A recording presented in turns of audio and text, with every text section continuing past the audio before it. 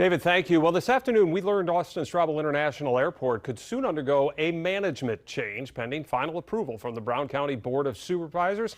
New at 5 tonight, Drew Best speaking with a county supervisor about what this change could mean. He joins us now live in the studio with all the details. Drew? Yeah, Chris, this vote did not come together in a short period of time. We've learned from sources discussions between the county and the company Vantage Group have been going on for roughly a year.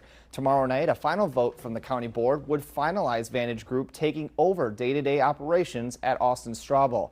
A statement from County Executive Troy Streckenbach reading in part, quote, Brown County will continue to own GRB, approve its budget, and set its direction. What changes is that we now have a management team with the expertise and relationships to deliver on it, and we're excited to move forward together, end quote.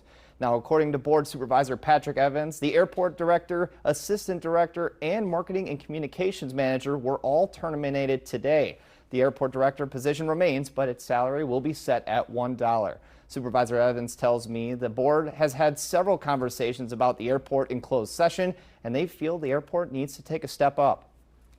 The airport is a big business, right? It's a $265 million economic impact to the area.